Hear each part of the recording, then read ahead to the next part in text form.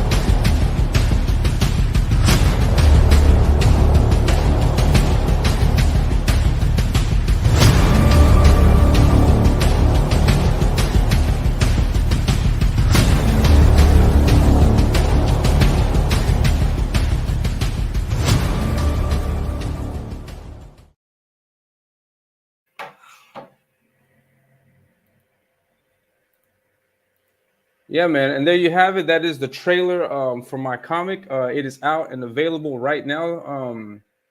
So if you'd like to get on that, you can. It features this big bad monster fighting the main character, which is Zadok, which is this character here. Here we go. That is the main character. And so they fight it out, and I have actual panels with text from the comics. So if you'd like to see the rest of this, please be sure to hit me up on Twitter, and I'll be sure to send you a copy of that. So in the meantime, I think my guest is running late, or is not coming, maybe not coming at all. So I'll just transform this into a draw stream, and I'll pull out the drawing stuff. So let's see if I can. Would you guys be interested in that? Can I get some kind of comments? Anybody in there? But yeah, we'll see what happens. Yeah, I messed up. I had delays, issues, and stuff like that with my family, but we'll see what happens. Hopefully, I can show you guys some art today, if anything.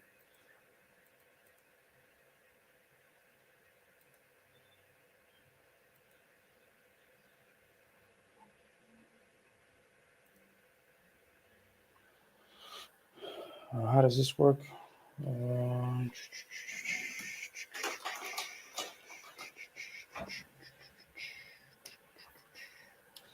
So what you guys been up to?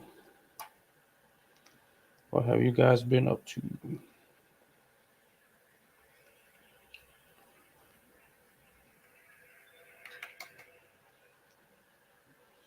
Yeah, I'm trying to get set up for the drawing, so hopefully I can show you guys some art.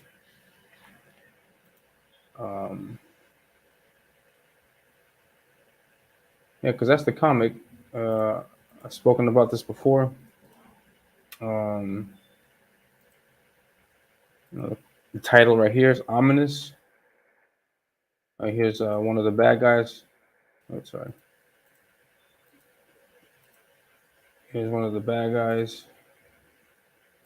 This is the cover art for the comic. And yep.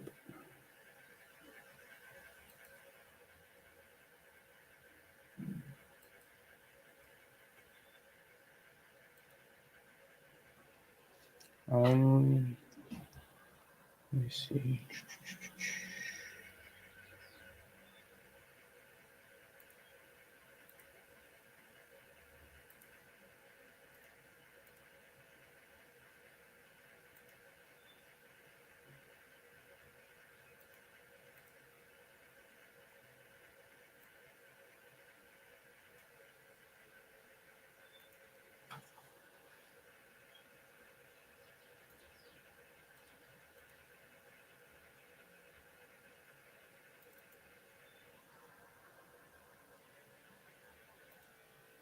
Just give me a second, guys.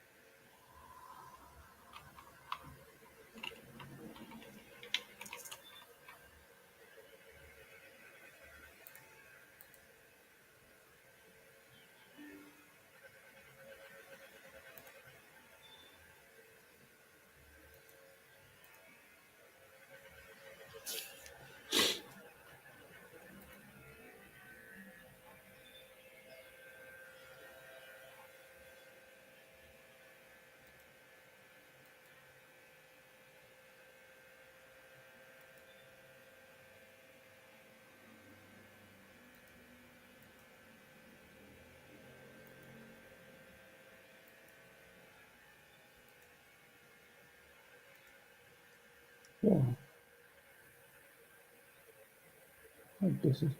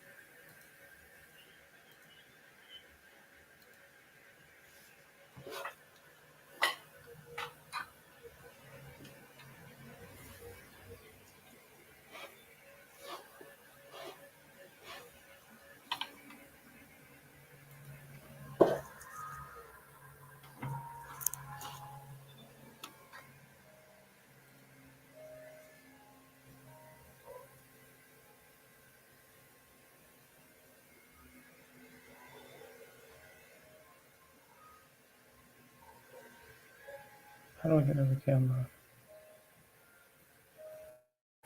I'm talking to myself. 1 second, guys.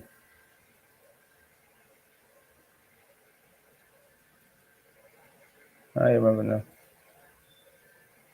Here we go. I think.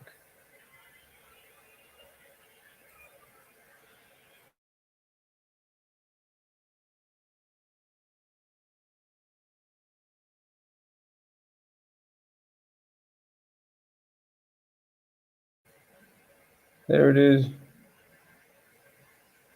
All right, so we have turned this into a draw stream. So hopefully you can check it out as I'm drawing. I finally figured this out, I guess. But this is something I'm working on. What is it? I can't say.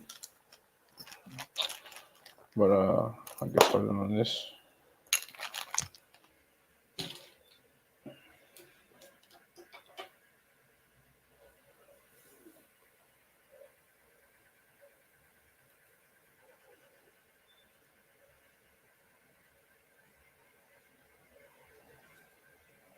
And I'll probably be on for like about a few more minutes and then I'll have to cut the show short. So I hope you guys tune in for the next one. It's debate night, but we're not in Milwaukee. Sorry. Got a gajillion things running at once.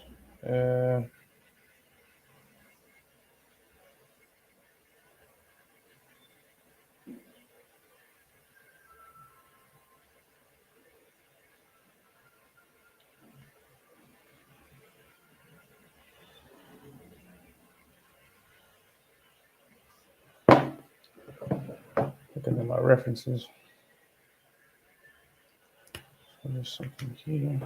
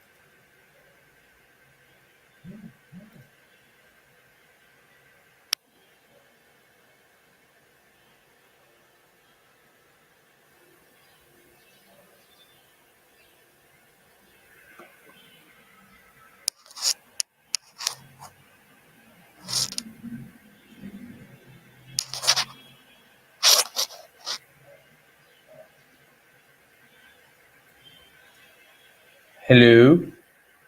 Dude, I am so sorry. It's not your fault. I didn't remind you. No, you did, but I was thinking that I don't know what I was thinking as far as how time zones actually work. And I counted in the wrong direction. I thought it was noon my time because I'm an idiot. Oh, no. That happens to me all the time. Don't worry about it. Don't worry about it at all. But yeah, I don't think we have anybody here. But if you want to, let's hang out and chat. Yeah, cool. Let's go. Yeah. But yeah, I just wanted to let you know that I read Norland, and I'm a big fan of the work. I'm really impressed by the writing and everything. Because I mean, I'm not gonna lie, I've been exposed to you a few times through all this, through Jeremy and through the guys on that side, and I haven't had a chance to like really read any of your work until recently. And I remember one time I joined in on a stream you did talking about the best writers just in general, and you had Aardvark on there. Yeah. All this Kimosabi was there also, and yeah. So I mean, I haven't been exposed that much to your work, but I have to say that it was really good. I'm a fan of yours now, officially a fan of yours, and I already backed and signed up for a listen. And yeah, just curious.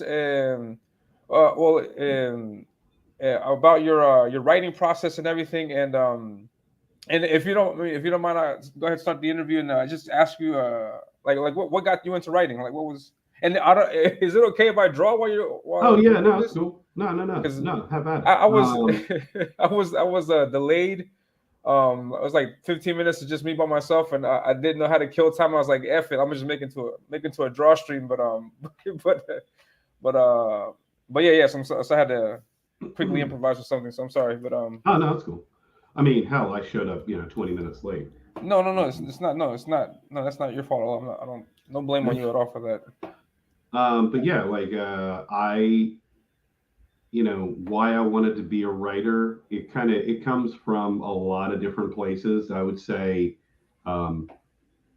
almost kind of a spiritual place. My grandfather was a minister, in Baltimore for like 50 years. So the job of the minister is to, from Monday to Sunday, he's just a regular guy living his life, and he is looking for something in life to talk about on Sunday and find something that you can relate, to the congregation to kind of bring them together. Yeah. My dad was an insurance salesman, so this was in like kind of a rough neighborhood. It was like a tiny little office, and I would just go to, every boy wants to be his father. So I would just go to the office and listen to him, the way he would talk to people coming in to do business with him. And it was just like everything was a story, a joke was a story. And yeah, so I think I just come from a long, line of storytellers, and I kind of want to, keep that tradition alive by, I think it's something, very, very important for the human condition, to be able to tell a story. And I think it just speaks to something about us as something very almost like primal to humanity. And that's, it's part of our history. It's part of, you can relate everything to it, like history, philosophy. It all comes down to people, telling stories. Yeah, exactly. That's how information was passed on, like in the very early years of humanity. Just campfires, people passing on stories, and I definitely feel that. And how do you so apart from your dad, like what other influences have you had in your writing? Is there like a particular writer, is there a particular story or genre that speaks to you more so than others? I mean, honestly, I think I'm just somebody that it comes from everything, right? So the first comic book I ever made was like the initial, inspiration came from driving from one end of the United States to the other. And in like the middle of the country, there is just, wide open spaces. It's, there's big sky country and cornfields, and there's just like nothing for, tens of hours as you're driving. And in that kind of void, I was, driving through all these small towns, and I just kind of had the thought to myself, how does information transmit around here? Like, what if somebody was, what if there was like a really big secret out here somewhere? How would people uncover it, or could anybody uncover it? And, so I'm inspired by everything from, music is a really big thing. A lot of song lyrics and bands, and you kind of see that in my different books. New Orleans is very much jazz. Eudaimonia is, obviously with the cello. So, music, I really draw inspiration from, everything that kind of moves me. I hear you. Just 1 second. Yeah. I'm changing the camera around because I can. Hold on. See if this works. Oh, it doesn't work. That's the wrong cam. And what story would you say inspired you, like when you were driving cross country like that? What story that you have out? That was Eudaimonia. Oh, okay, yeah, I get it because I saw I haven't read those stories yet, and I'm really curious to see what they were about. But I saw like the cover art for it. Yeah, and like the images that you have on that one, I think it's like the second one. It really speaks to like the kind of images you would associate with like on the open road out there in that part of the U.S. Mm-hmm. Yeah, really good stuff. And so how for somebody who's just now being exposed to your work, how would you describe is my pronunciation Eudaimonia? Eudaimonia. So Eudaimonia is. It's almost like it's an acid trip, man. It's a World War I story told using poetic prose. So every page is what's called a sonnet. Okay. A sonnet is it's probably like the defining poetic form for Western civilization. So it's 14 lines, 10 syllables, alternating rhyme. And that sounds really weird, but it's also something kind of classic, right? Like like Shakespeare's sonnets, they were numbered and they were different, but they were telling like a singular narrative. Astrophil and Stella, again, it's like a series of sonnets, but it's telling like an actual story. And the very first epic in the history of humanity, Beowulf, was actually told using poetry, because, like you talked about before, that's how this is like pre paper and pen. So that's how stories got from place to place, is they had to be something that a person could remember so they could go around and tell it to everybody. So Eudaimonia is this kind of weird mishmash of like things that are really, really old and they feel like almost out of time. But then, it's a comic book, right? So it's one of the most modern forms of storytelling. So it's like that kind of juxtaposition creates this kind of weird, almost unsettling feeling.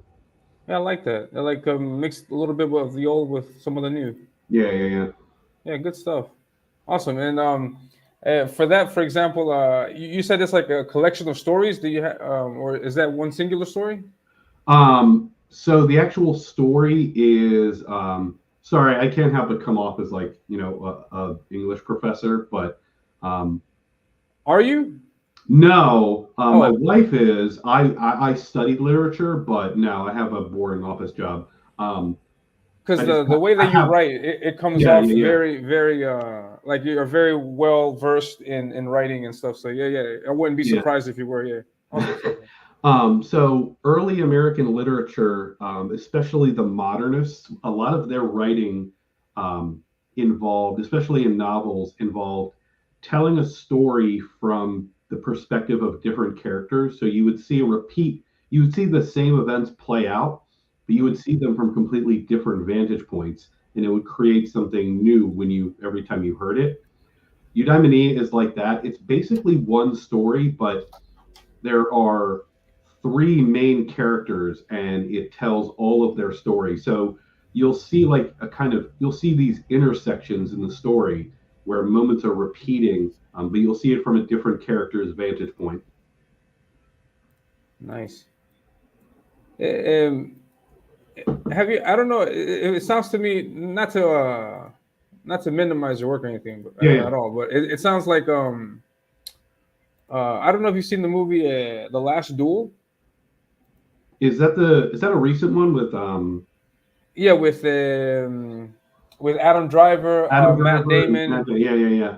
I say that because that movie is also like one single action told to us from three different perspectives. And is it something along the lines of that? Yeah, I mean that form of storytelling is, I would say, that's one of the most like definitively American things, and nice. It's one of the things that America really kind of, I don't want to say invented, but they kind of adopted that as the American style. Huh. Nice.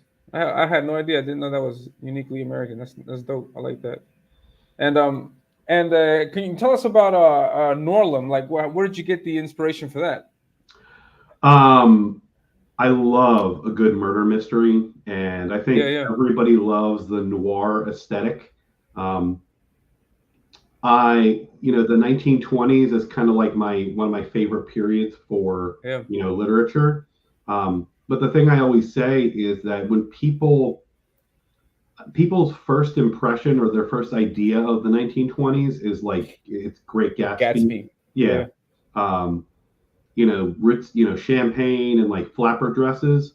I wanted to tell us. Yeah, exactly. I wanted to tell a story that was it was old New York, but it was a little bit more blue collar, a little bit more average Joe. Nice.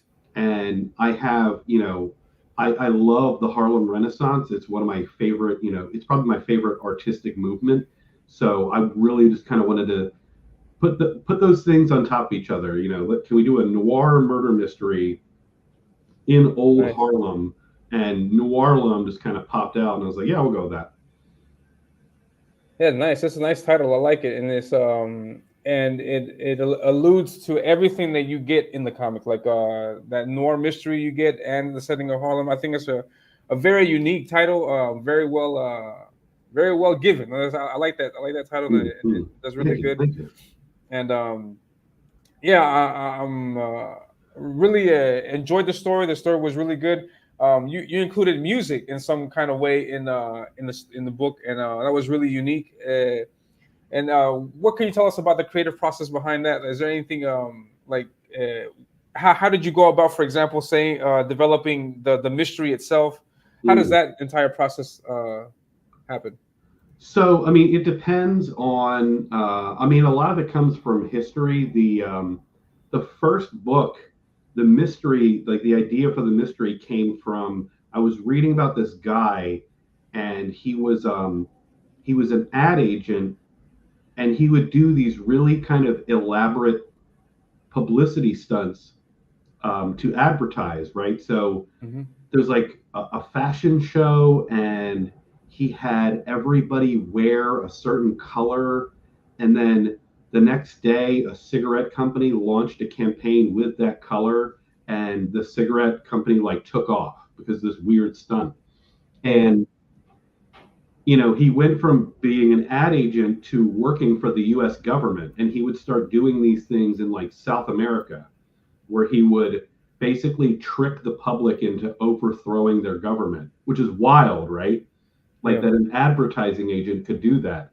And so that kind of he wrote this like really famous book about like public perception and like kind of bending people to their will. And so the mystery in the first book is very much inspired by that, of like what if a serial killer, what if their motivations were to use the attention of killing, murder, in order to get people to like change their behavior in some way. Yeah. Resembles a little bit of the motives behind the killer in the Saw movies. He had that intention also of trying to change people's lives by putting them in these dire situations. Awesome stuff, man.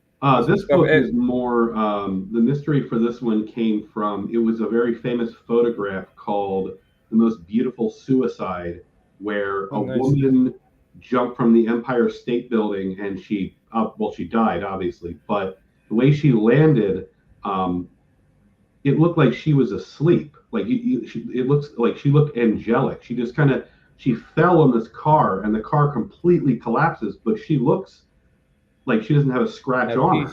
Yeah, oh, wow. And so that's where this story is coming from. It's taking the actual story, but turning it into like kind of fleshing it out into like solving the mystery of how the woman, was she pushed or so. I'm taking a lot of liberties, but that's the mystery. Nice. And I like also that the mystery itself was presented and resolved in the first issue. Is that something that you're going to be doing in subsequent issues also, like just one and done self-contained stories, or?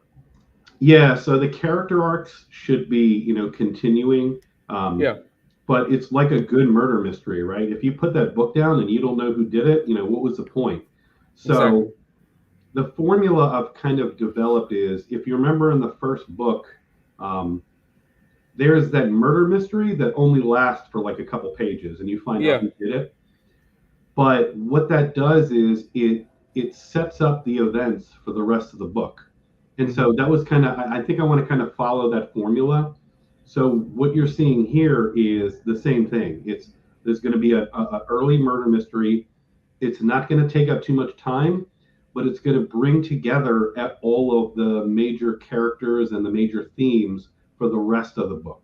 So when people get done with this, the ash can, it's going to end with starting the event. So they're going to be they can look forward to that mystery that's coming up. Nice. And is that so listen, is that first initial short mystery that you have?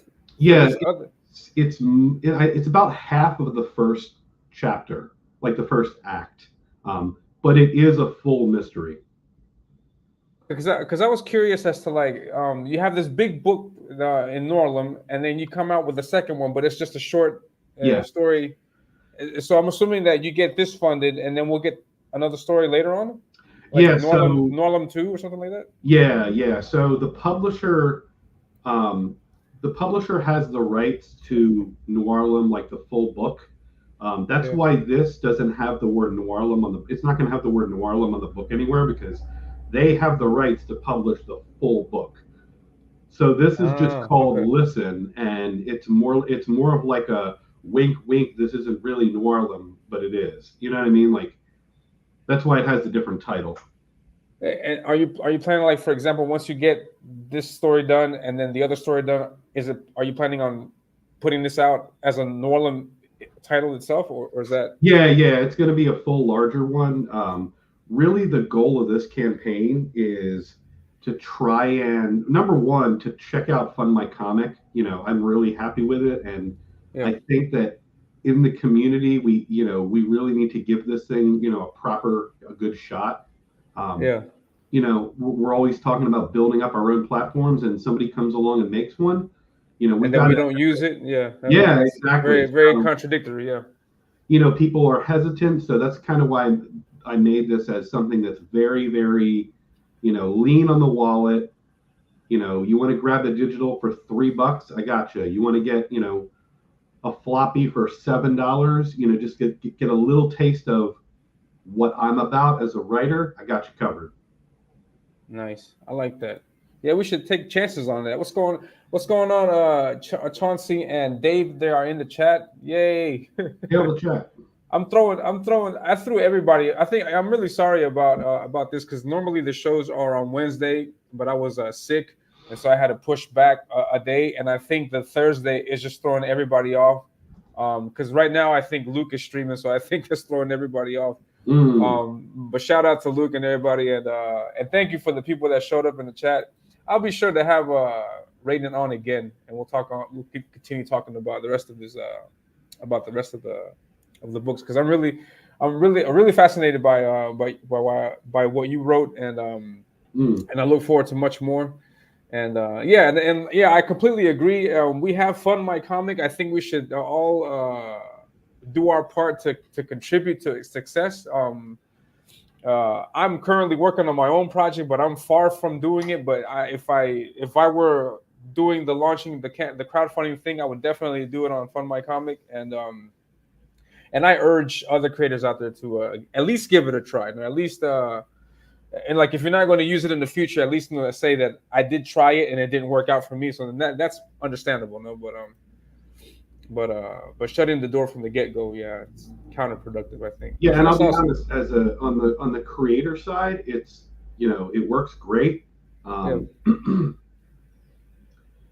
has the functionality and everything. It has lower rates, so if we can get some momentum up here, it's going to be good for everybody.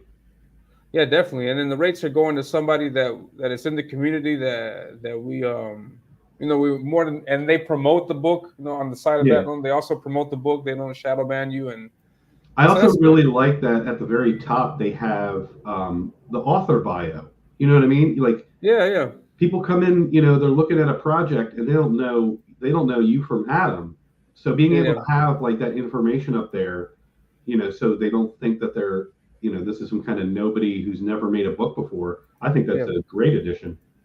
Yeah, that's true. To help with buyer confidence and stuff like that. That's good. Mm-hmm. That's a good idea. Awesome stuff, man. And if I'm not mistaken, this is a different artist. No, this is actually the same. The same. Oh, wow. Everybody came back. The only thing that's different is that the colorist from the first book did the colors for this cover. This cover is only going to be used for the ash can. Which one? This one? Listen? Yeah. The actual book is going to have something similar. It's going to be the same line art, but a different colorist. So you said this is Caden White, I believe? Yeah. Oh, man. Awesome work. Yeah, that's awesome. Man, so the colorist on the first book of the interiors did the colors for this cover? Yeah. That's crazy because these are like two complete, in my opinion, like I mean, from how I Yeah, look at it, like two completely different styles, and they yeah, pull yeah, off both of them very, very well. yeah. That's I, crazy. I posted because Jesse, the colorist on the first one, came back and did that. I have that too, and I posted it. I posted both of them online side by Yeah, I side. saw that. Yeah, Dude, it was split right down the middle. yeah, Everybody yeah, was yeah, like, everybody was picking out things that they preferred from each one. yeah. Like they're both excellent, and then I'm sorry, and the same colorist did both of them. No, this one was done by the colorist from the interiors of the first book. The And the other other one one, was done by the same person who did the cover colors on the first book. wow, okay, man, because yeah, my preference is this one. I like this one a lot. I like the Yeah, contrast in blue and reds. Just my personal preference, but either one works, I think. But yeah, this is good. I like this. This is, and I'm surprised that this is the same colors because normally like yeah, colorists it they looks have like their completely different. style and then they do everything in their style, and so you can but this is I like the versatility that this artist is showing Yeah, off. yeah. Awesome stuff, man. Um, I'm so impressed by it, and I'm going to try to see if they're available for future projects. Oh, yeah. I'll let you I'm know. gonna I'm gonna snag your artist, man. No, I'm just kidding. But While yeah, it's good up stuff. there, I have to point out that on Yep. the first campaign, I did the Zippo, and I'm down Yeah, yeah. to I'm down to the last two. So there's only two left on there. For anybody catching this, and I tried to find the company that I got them from, and I genuinely think they went out of business. So these might be the Oh, last ever. You know what I mean? Like oh, I I'm sorry. cannot find this company. Oh, that No, I sucks. mean I think the pandemic might have been too much for them. Yeah, that's taking out a lot of people, man. Unfortunately, yeah, it sucks. Now, but here it says there's a. I'm sorry. There's two left out of the 10. Yeah, you're right. Sorry, I read it. I read that wrong. Yeah, awesome stuff. And I also read the premise for your comic, "How to Die," and that was Mhm. equally impressive. Like I like that story. Please tell us a little bit about that while I bring that up. This is definitely something for fans of like Neil Gaiman's Sandman or the Max. It's just a weird, wild world where people have started to develop superpowers, um, Yeah, but they can only unlock them when they are confronted by death. So it's a moment that can't be, replicated. It can't be, simulated. When yeah, death yeah, comes for you, you will be able to survive if you know how to die. Um, and it's the second issue is continuing the first, where we're really kind of dumping the toys out of the box and to see what we have to work with. yeah, So um, the first book was the origin story for the first two people, the Black Ice and Bishop White, as they get their powers. This one is where we learn that there is another person, Madam Gray, um, and yeah, it should be pretty obvious, black, white, gray. Um, yeah. Not exactly like deep when it comes to the theming, but she is a homeless schizophrenic Yeah, who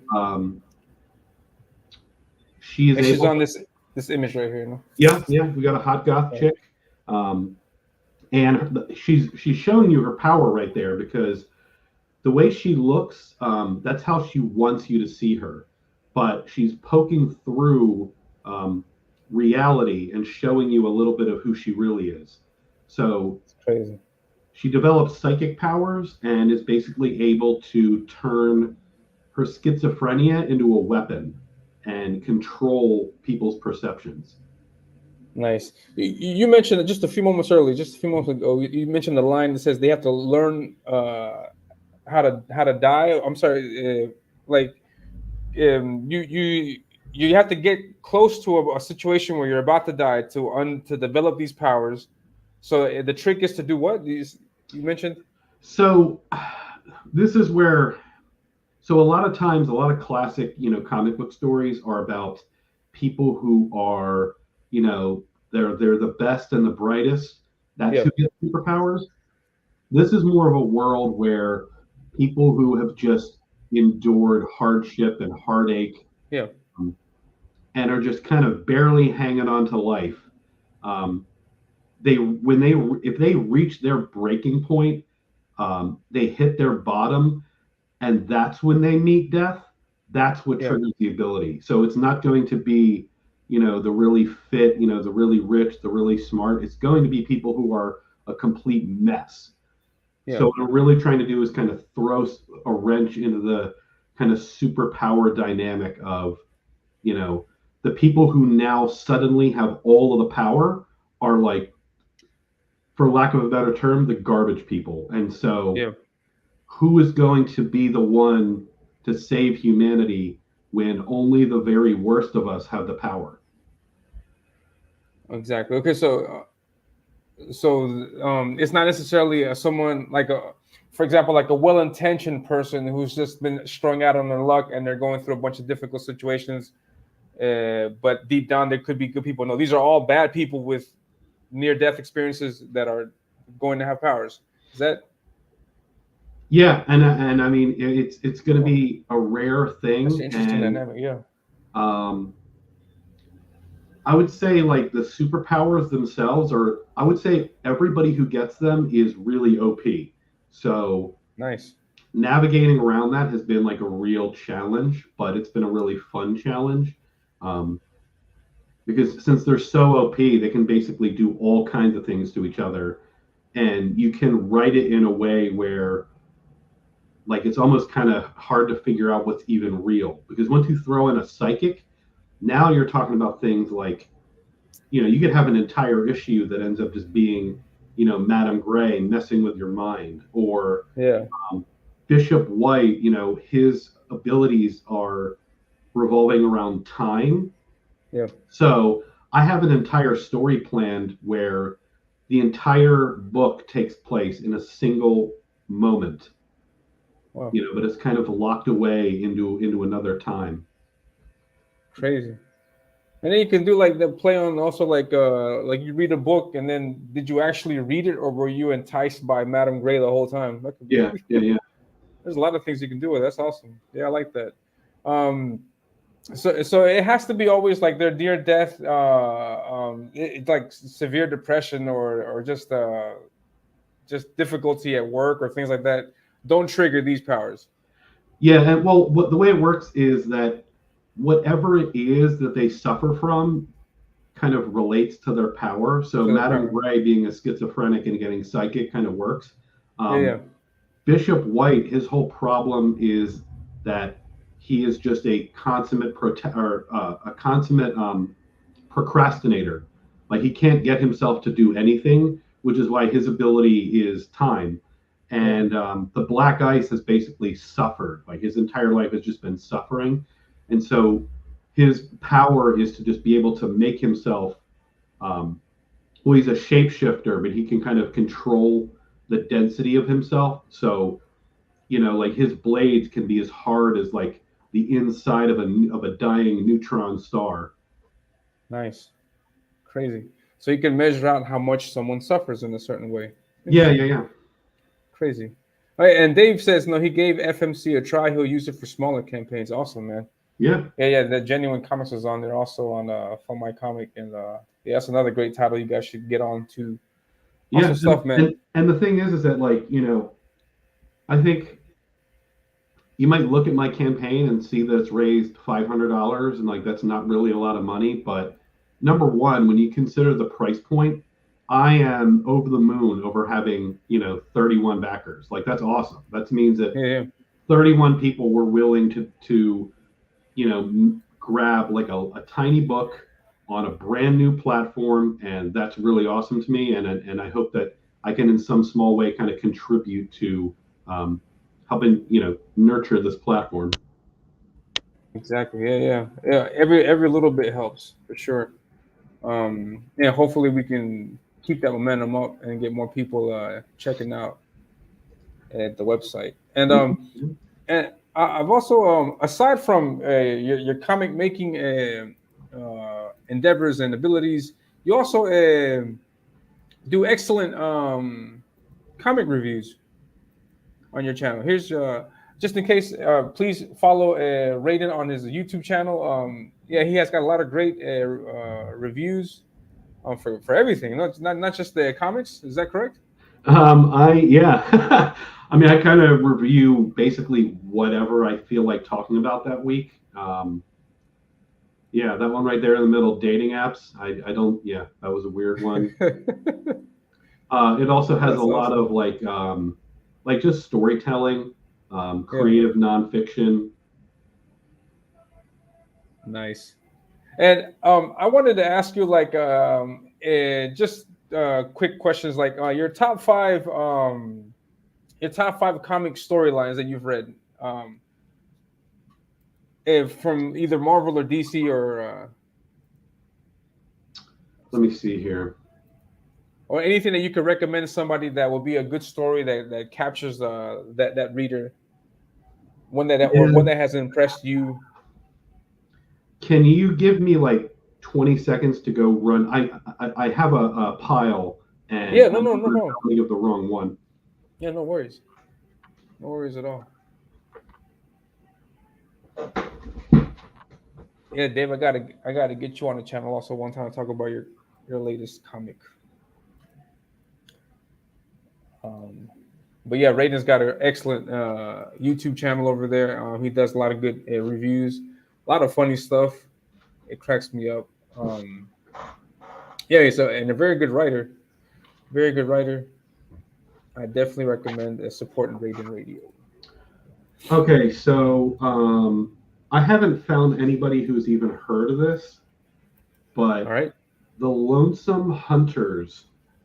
It is a Dark Horse series, and it is Lonesome Hunters. cool as all hell. Hold on, let me write that down. I finally got around to checking out the local LCSs here because I've been here a year. Like I moved down in the deep south, and I finally got around to checking them out. And I'm the type to just kind of like grab whatever. And You said Lonesome Hunters by Dark Horse? Yep. Lonesome Hunters. Picked this up, and it was really good. Nice. Any other storylines apart from that? Let me see here. Trying to think. I mean, I'll always recommend the Max. The Max. Nice. I've been enjoying I was a big Doctor Who fan, and the comics are not great, but there was one like kind of special event comic called The Four Doctors that was really, really well written. Trying to think what else. I'm about to check some of these out. And man, I'll tell you what, I got to make sure I don't butcher the title. Butcher it. The Death of Captain Marvel kind of flew completely under my radar recently, and The Death of Captain Marvel. yeah. Like with the Brie Larson, Carol Danvers Marvel? No, this was like older than that. Okay. Okay. When the original Captain Marvel, when it was a dude. Okay, nice. But like, man, that, what I really love about comics is when the subject matter is fantastical, but when they can also make it grounded in reality and are talking about life in a way that you find relatable, that I find to be like magic. And the Death of Captain Marvel really does that well. At the end, it was like a kick in the nards, man. It was like Captain Marvel is dying of cancer, and the book ends with him. Wait, but yeah, go ahead, sorry. No, so the book ends with him like fighting all of his greatest villains, but none of it is actually real. He's actually dying. Oh wow! But he's kind of drifting off into the abyss by doing something that he loved, and that reveal, man, that hit hard. Nice. Yeah, and Dave agrees. He says Death of Captain Marvel is a classic. I haven't read that. I'll be sure to read that. Man, I'll tell you what, if you ever want to Check that out. know, like, get some good recommendations, just cozy up to Aldous and ask him because Yeah. he will give you reading material for the rest of your life. Nice. We're actually doing a show on Friday night The about, gutter. yeah, this week it's going to be about 12 Angry Men, which is like one of the greatest, movies in American history. Yeah. So definitely check that out. I'm gonna have. I want to invite all this on one time just to talk because I mean normally I like to get guests that have like something available at the moment. No, something like that's currently funding or whatnot. As far as I may be misinformed here, but I haven't had the knowledge of anything any project that all this has been tied to. But yeah, I'll definitely reach out to him and get him on. Yeah, he does And, editing. I think he actually edited Cash yeah, Grab. I think I heard that. Yeah, nice. Yeah, I don't want to tell tales out of school, but I know he does write. No, yeah, definitely, yeah. I've been trying to rope him into like collabing with me. We'll see. Nice. Oh, that'll be great. Yeah, and I also like because my thing also is I like comics. I like the art. I'm an artist, and so I'm attracted to the art also, of it a little bit more than the writing. But the writing also has its merits. And in my to my understanding, though, comics are really unique because they merge Yeah, very well. Visuals and the word. So I mean, a word can have impact, an image can have impact on its own. But if you find a way to put the word and the image to give you an equal amount of impact from one single panel, I mean, that's just the that's just like the goal that everybody should strive for. And there have been comics that I've read that have given that, that you have an image and then you have just the specific amount of wording to it that gives it more oomph and more depth than just the image itself or just the word itself. So I'm a big firm believer of like looking for stories that give you that punch, in the gut, yeah. verbally as also visually. So usually when I have writers on the show, I always ask for like what stories they recommend.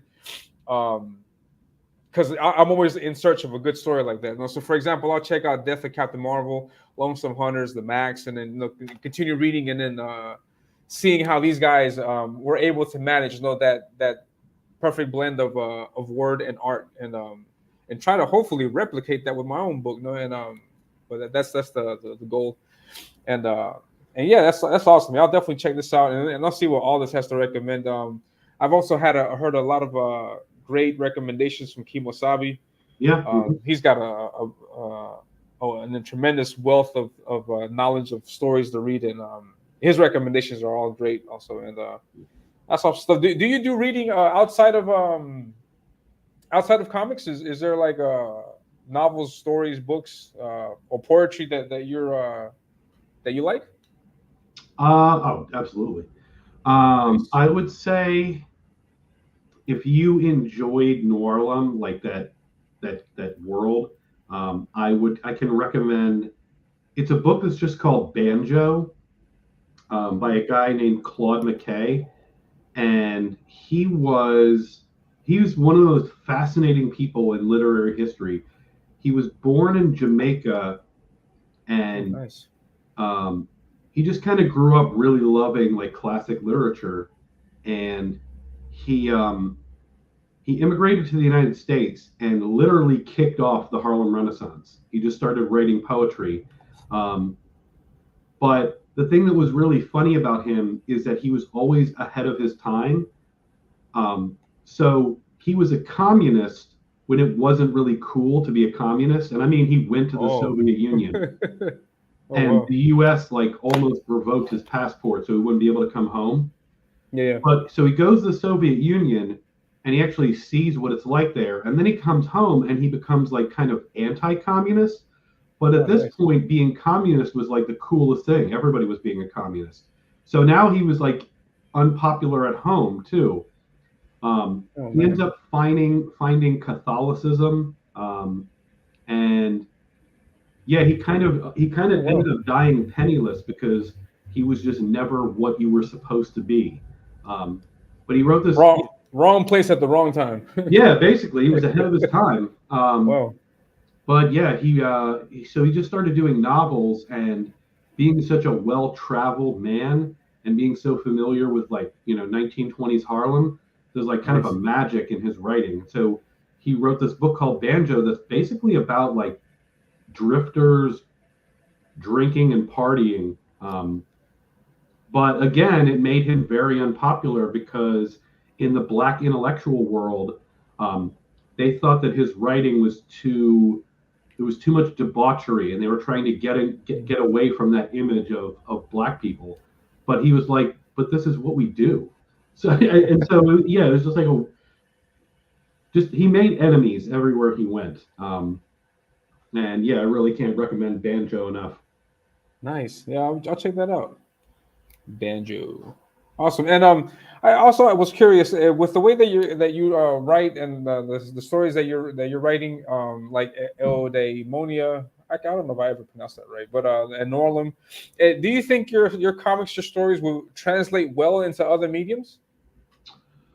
Or were they always intended to be comics? I mean, I think that I would say no. The only exception being New Orleans, because it really was so heavily inspired by television murder mysteries that I think this would make a kick-ass TV show. Nice. But most of the other things I make are just too weird. I think it wouldn't translate, and that makes sense because it's kind of why I got into comics, because of the freedom that it allows to, put together words and images without having to, get actors and cameras and all that. It's just, it's the creme de la creme of art mediums. I agree. Yeah, there's so much flexibility. You can do virtually anything with comics, and I think people are asleep on that too much. Yeah, if you can think it, you can make it. Yeah. Well, what you can't do that in movies because you have to like find some kind of CGI type thing, and especially TV shows with their production value and level. So that's awesome stuff, man. And what else was I going to say? Is there any particular like pet peeve or anything particular that you just don't like that you see in writing a lot? Is there anything? I would say my biggest pet peeve would be that what I call cowardly writing, where people are afraid that their reader is going to miss something. And what they end up creating is writing that is just obvious. And what ends up happening is those stories are forgotten as soon as they're done. As soon as you put them down, you forget all about them, because the stories that we remember are the ones that make us think. And if people are writing with that cowardice that they don't want anybody to misread or misinterpret anything, your stories are going to be forgotten. Yeah, nice. Is there a way like to manage that? Like, is there a way or like some kind of like formula to say, oh, I'm giving away too much, or I'm telling too much, or I'm writing too much, or is there any way that you can avoid that kind of writing? I would say don't worry about it. The quote that I always offer is from Robert Frost, and he said, if there is no surprise in the writer, there will be no surprise in the reader. So, if you think of a book as being this collection of all of these ideas, throw them at the wall. Some of them are going to stick and some of them aren't. Michael Oden, came to me after reading How to Die, and he got every last thing that I was trying to do with it, and he read it perfectly. But that's a rare thing. That's not always going to be the case. I've had people, tell me New Orleans. I've had people tell me that they read New Orleans, and I've asked them like to explain the title of the book to me, and they can't. They didn't get it. They didn't understand it. But that's okay, because some people are going to get it, and some people are going to, some people are going to get some things, some people aren't, and that's okay.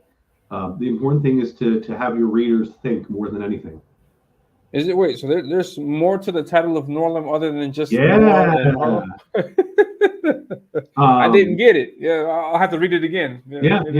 The long and short of it is a play on the events of the book. Oh, nice. Think hair. Hair. I don't know if I'm. Yeah, I'll get to it. I'll get to Okay. it. Norlem, the long and short of it, hair. Nice. Yeah, I like that stuff. That stuff. As you said, it keeps the reader thinking. Yeah, that's nice stuff.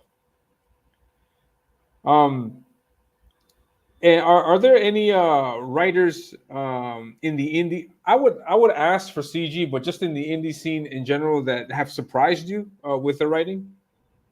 I mean, I would say Michael Oden. He's definitely one.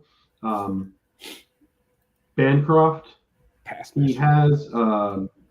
Bancroft definitely has that kind of fearless writing. I did a review of The Lucent where I don't even think I actually reviewed it. I think I just talked about, writing from a philosophical standpoint.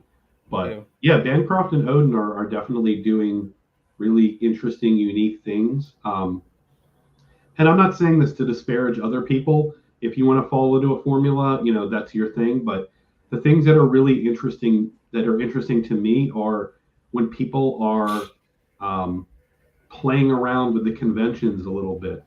You know what I mean? Like, I think The Embrace is like one of the few books where it's a completely unique idea.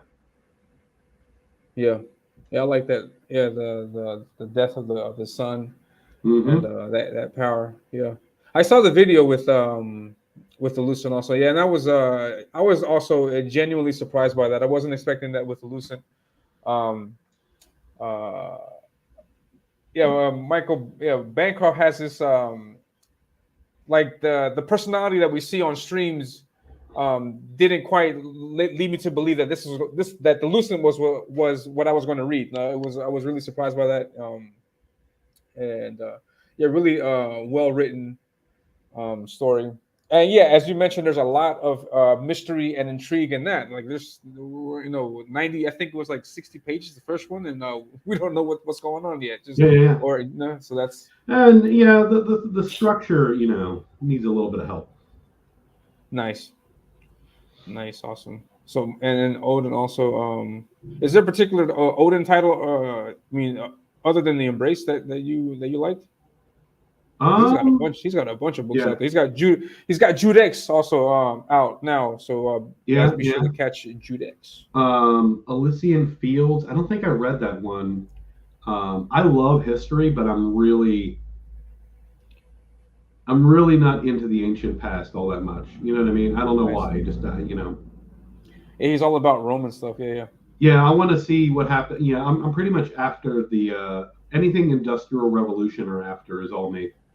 That's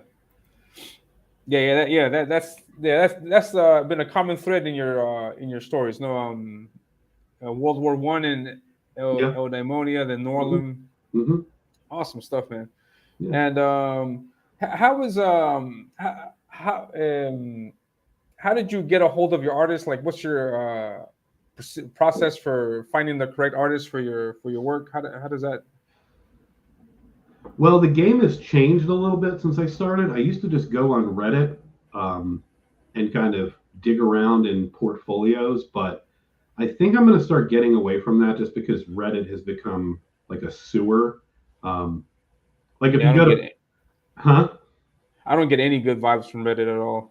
Yeah, like back in the day, you could just post. You could make a post, and then artists would hit you up. And now, if you post anything, your inbox gets flooded with like 50 people just sending automated messages like that didn't even read, your description. They're just like, "I think I can help you," So I think what I'm going to do from now on is either only browse portfolios, of people that are like they might be open for commissions, but they're not, advertising themselves. Yeah. and put a little bit more thought into that. So I just tapped Jose Garcia. He's going to do a story in Eudaimonia. Oh, nice. Eudaimonia 3 is going to be just a collection of short stories, and I want to have a different artist for each one. So, hey, if you want to be in Eudaimonia 3, let's do it. Let me know. We can make it happen. Nice. Yeah. Thanks, man. I appreciate it.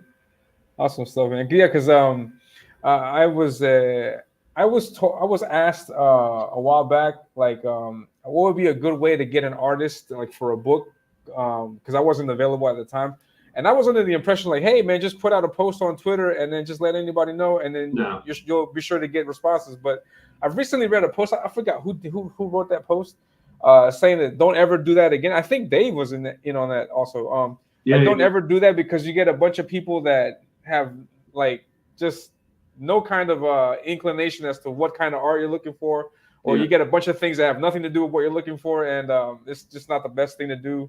Like the impression would be I get is that just look for like scroll through Instagram, ArtStation, all these places, and try to find somebody that fits the. How DeviantArt has forums. Yeah. And so like unfortunately the creator has to go out and look for these people, because soliciting is not the best idea anymore. Yeah. Mm-hmm, everybody, you get like cartoons, you get anime stuff. Like, I'm not drawing an anime. That's crazy. Awesome stuff, man. And is there anything else that you'd like to say to the fine people in the chat? I mean, I appreciate you having me on. I apologize for being late. That's no, man, it's not your fault at all. It's my fault. I'm throwing everybody off with the Thursday thing. But I'm sorry. Go. I didn't mean. I was gonna say that is not an indicator of the book. That this is probably going to be shipping out inside of a month. So grab a copy for just $7, $2 shipped or $2 shipping, and see what I'm all about as a writer. And then make sure you tune into Bancroft on Friday night. We're going to have a pretty epic launch. And, throw me a sub on my dumbass YouTube. I'm a little shy of 400. Yeah, we can get you there. We'll get you there, man. And anybody who's curious in the chat, he gets my stamp of approval. You guys should definitely check out Norlum. Check out. I'm looking forward to listen. Is there a way of getting for example, because you're right now you're crowdfunding How to Die 2. Is there a way of getting 1, or do we have to wait for the catch-up tier on 2? If you join the sign-up list, the mailing list, and you get a copy of book 2, you're just going to get a free copy of book 1, like a physical copy. So, that's sweet. No need for a catch-up tier. Just get book 2, and you're good to go. Nice. That's awesome. That is awesome. Yeah, definitely. And I'm sorry. I have one more question. And, sure. I'll finish off with this one.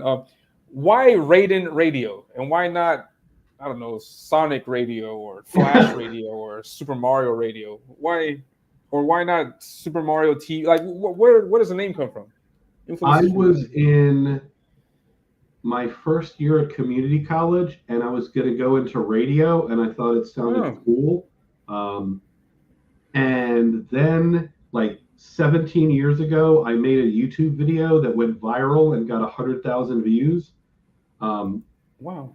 And yeah, it's the same channel. So I just kind of kept it around.